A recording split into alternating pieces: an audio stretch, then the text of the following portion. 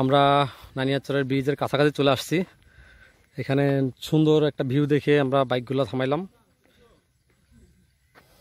এই যে আমরা বাইকগুলো এখানে থামাইলাম। এখানে একটা আনারস বাগান দেখে আমরা বাগানে ঢোকার জন্য গাড়িকে উদ্ধার করালাম।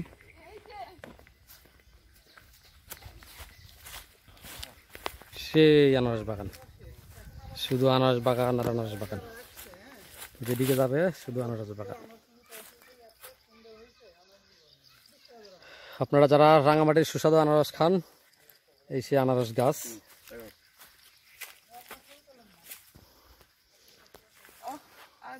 বশির ভাই সেলফি তুলতেছে। হ্যালো, আমাদের পিছনটা একটু তুলে দাও। আমার একটা রাসেল ভাই একটা ধন্যবাদ। আমরা আরেকটু ঢুকি ভিতরে।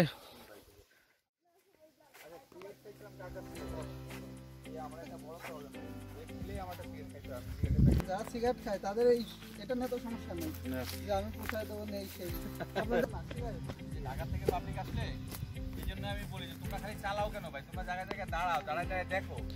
আমি মশির ভাই খালি চালাইবো। আমি চেষ্টা করি এটাই, আমি প্রয়োজনে 10-20 মিনিট আধা ঘন্টা পর পর থামবো, ভিউ দেখবো, আবার রাইড করবো। পেছনে আপনি বললেন না, ওখানে আমিও দাঁড়াতে চাইছিলাম।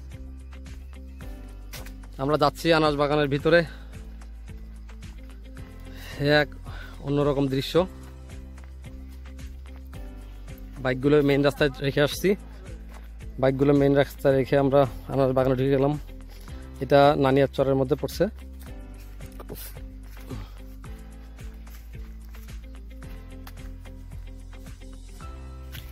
যেদিকে তাকায় শুধু আনারস।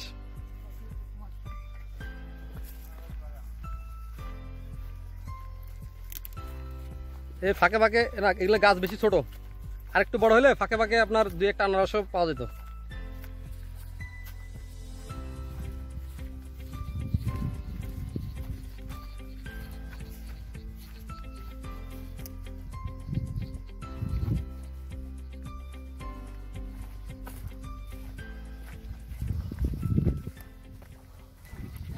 বিশাল বিশাল পাহাড় জুড়ে আনারস বাগান, শেষ হয় না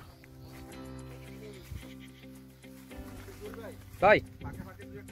এই যে বললাম না আপনাকে যে একটু গাছ যদি বড় থাকে আপনি আনারস দেখতে পারবেন। এই যে ওই যে আমরা বলছিলাম না ঢুকছি যে, তখন ম্যাচিট কিছু আনারস পাইছি, তখন ওইখান থেকে ছিঁড়ে নিয়ে গেছিলাম।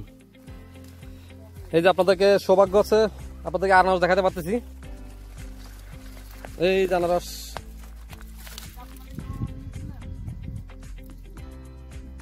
এই যে আনারস একটা দেখা গেল,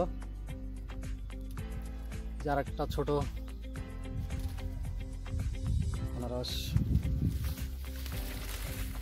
আমাদের এই রাঙামাটির পাহাড়ি আনারস খুবই সুস্বাদু, ছোট ছোট সাইজ, মিষ্টি, অসাধারণ।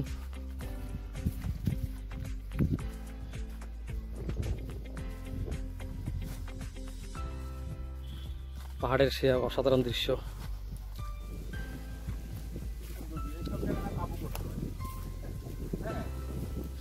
বাইরে ভাই দেখছেন এই দৃশ্য, এদিকে যায় সেদিকে, হ্যাঁ অসাধারণ না? এটাই তো বলছি যে এইসব জায়গায় প্রকৃতির যে প্রকৃত একটা রূপ, এটা এখানে দেখা যাবে। চাকরি করে দেখা যায়, ঘুরতে গেলে কত কোনো কিছু দেখা যায়। এখানে দাঁড়ায় না। আমি তো রাঙামাটি এখন তো থাকি, এর আগে তো 40-50 বার আসছি, কখনো এখানে তো দাঁড়াইনি। আমি ঢুকি নাই এই রোড দিয়ে। একবার নানিয়ারচর গেছিলাম, তাও আর্মি ভেহিকেলে গেছিলাম।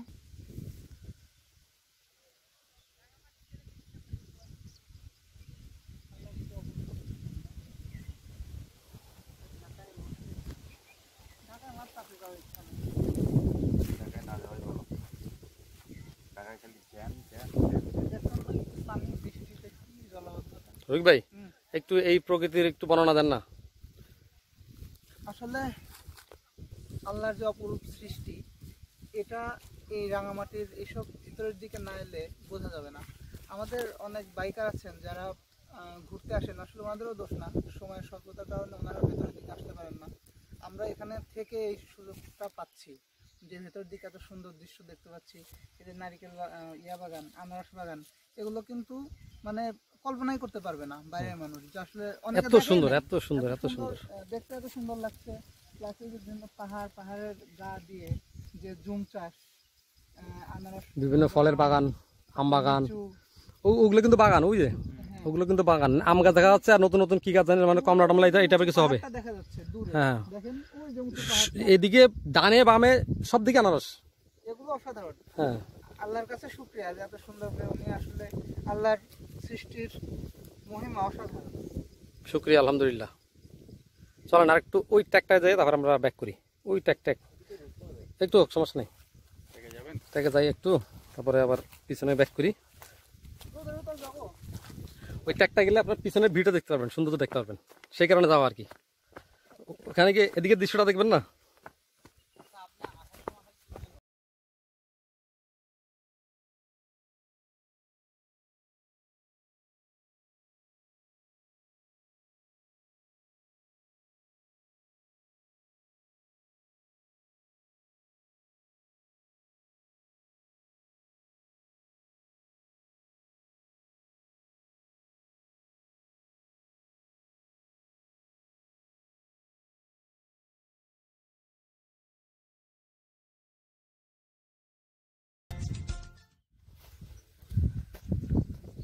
শেষ নাই শেষ নাই, এই সৌন্দর্য শেষ নাই, আনারস বাগানেরও শেষ নাই।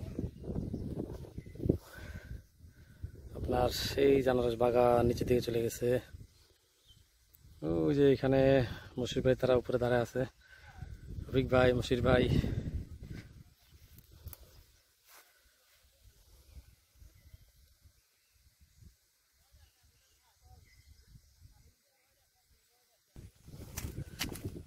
এদিকে আর সূর্যের অপোজিটে পড়ে গেছে, যার কারণে ভিডিওতে আর কিছু ক্যাচ করতেছে না।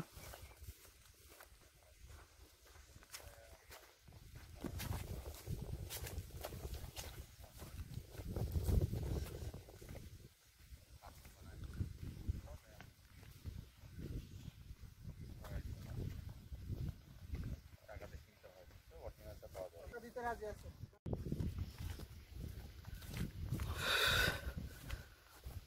আনারস বাগান দেখা শেষ করে আমরা এখন আবার যাচ্ছি বাইকের কাছে।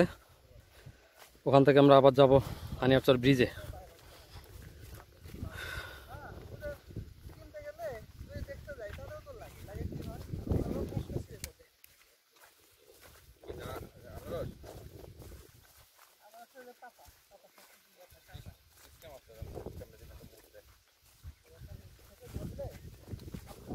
ভয় ভয় দেবেন তখন ভালো লাগতে হবে, যদি কষ্ট করে ধরে ফেলেন তখন কোথায় পাকছে? ওই ভিতরে। এখানে গেলে পা ছিঁড়ে যাবে। হ্যাঁ প্লাস্টিকের ইয়ে করতে হবে, ওই জুতাগুলো করতে হবে। গামবুট গামবুট হ্যাঁ গামবুট। এখানে তো তোমার গামবুট 100% লাগবে। আর ওরা আনারস কাটে বা এগুলো অবশ্যই গামবুট দিতে হবে।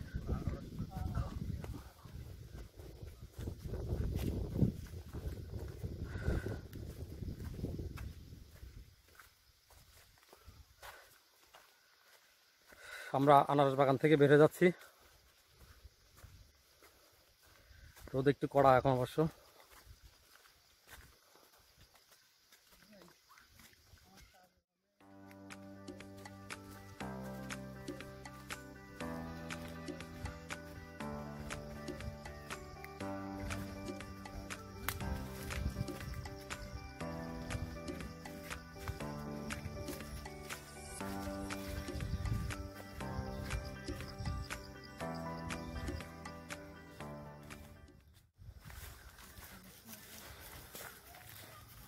চলে আসলাম বাইকের কাছে। আঙ্কেল তুমি তো গেল না ভিতরে?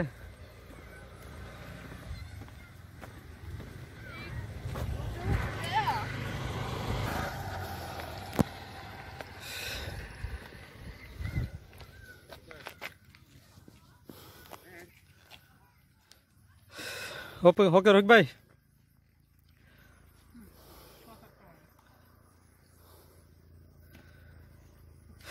Okay start start. ওকে তাহলে, হ্যাঁ রেডি, ওকে।